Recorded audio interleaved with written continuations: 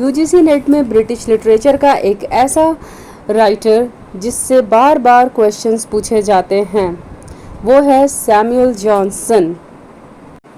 एक ऐसा क्रिटिक जिनके ओपिनियंस पूरे इंग्लैंड में फेमस थे, और एक ऐसा इंसान जिन्होंने इंग्लिश लैंग्वेज को एक नई डायरेक्शन दी। एक ऐसा राइटर जिसे इंग्लिश लिटरेचर का डिक्शनरी मेकर भी कहा जाता है, और एक ऐसा इंसान जिसने इंग्लिश लैंग्वेज को ऑर्गेनाइज कर दिया। आज हम समझेंगे सैमुअल जॉनसन को इजी स्टोरी स्टाइल में। सोचो, एक ऐसा टाइम था जब इंग्लिश लैंग्वेज प्रॉपर्ली ऑर्गेनाइज नहीं थी।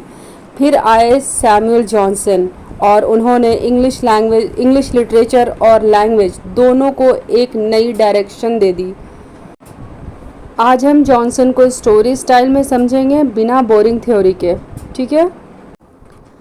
अगर विलियम वर्ड्सवर्थ नेचर के पोएट थे तो सैमुअल टेलर कॉलरिज इमेजिनेशन और सुपरनैचुरल वर्ल्ड के पोएट थे। आज हम रोमांटिक एज की एक और इम्पॉर्टेंट राइटर कॉलरिज को इजी स्टोरी स्टाइल में समझेंगे, जो यूजीसी नेट के लिए बहुत इम्पॉर्टेंट है। Samuel Taylor Coleridge romantic age के फेमस पोएट थे और क्रिटिक थे। उनका जन्म 1772 में इंग्लैंड में हुआ था। बचपन से ही उनकी इमेजिनेशन बहुत स्ट्रॉन्ग थी।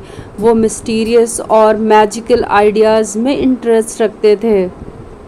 अब उनकी फ्रेंडशिप कैसे हुई वर्ड्सवर्थ के साथ, अब ये देखते हैं। वर्ड्सवर्थ के साथ उनकी फ्रेंडशिप कैसे हुई? तो friendship with Wordsworth.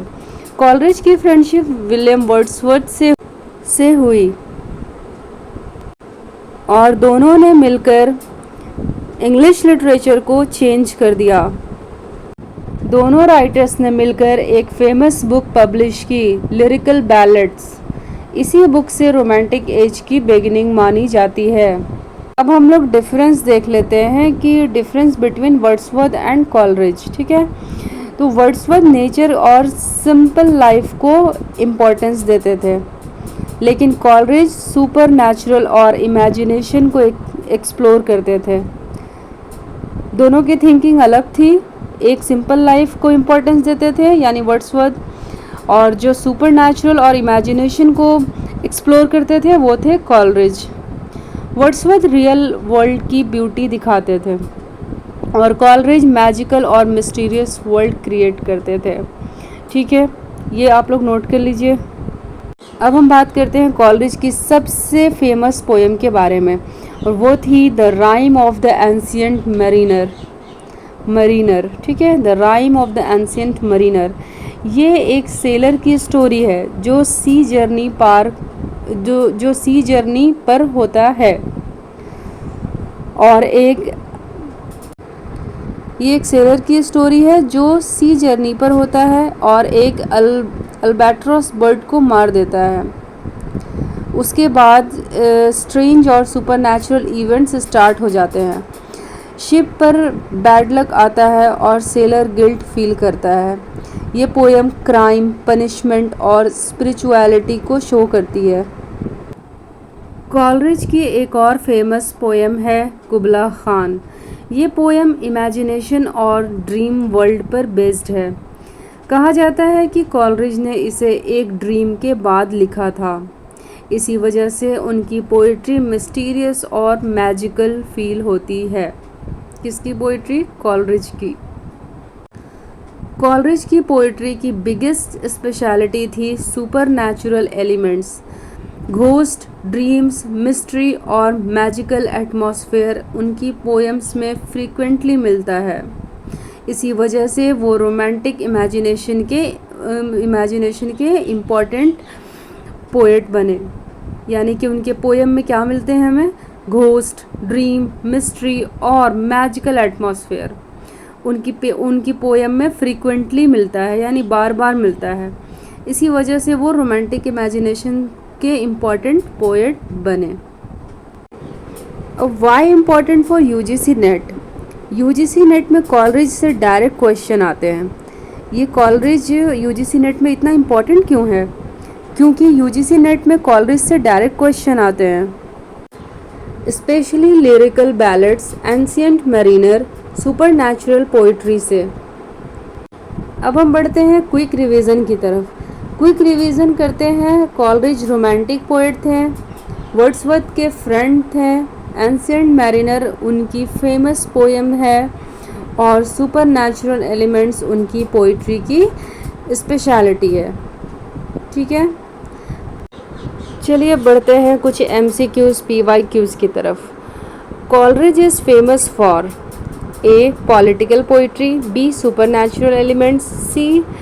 Satire only, historical novels, D. Historical novels, C. Satire only। Answer इसमें है कौन सा, आप बताइए। तो the answer is supernatural element. ठीक है, अब नेक्स्ट देखते हैं MCQ कौन सी है। कुबला Khan is based on, कुबला Khan किस पर बेस्ड है? A. War, B. Nature only, C. Dream and imagination, D. Comedy. तो इसका आंसर है dream and imagination. Third MCQ है famous poem of Coleridge. A. Daffodils, B. Paradise lost, C. Ancient mariner, D. Hamlet. तो इसका answer है ancient mariner. ठीक है, अब बढ़ते हैं फोर्थ MCQs की तरफ। Coleridge is famous for A. Political poetry, B. Supernatural elements, C. Satire, D. Historical novel. तो इसका आंसर है सुपरनैचुरल एलिमेंट्स। ठीक है फ्रेंड्स, तो चलिए देखते हैं next PYQ। Coleridge belongs to A. Victorian age, B. Romantic age, C. Modern age, D. Renaissance. तो इसका आंसर है रोमांटिक एज। ठीक है, lyrical ballads was written by, ये लास्ट PYQ है। A. Milton and Eliot, B. Wordsworth and Coleridge, C. Shakespeare and Bacon, D. Keats and Shelley. इसका answer है Wordsworth and Coleridge. ठीक है फ्रेंड्स, तो ये सब PYQs UGC नेट में बहुत इंपॉर्टेंट है फ्रेंड्स। आप चाहें तो इसका नोट्स बना सकते हैं या फिर ये ऑडियो ये वीडियो देखकर आप बहुत कुछ सीख सकते हैं।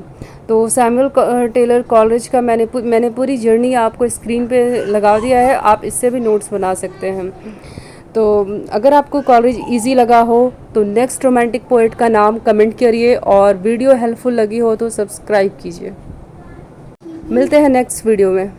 Till then bye bye.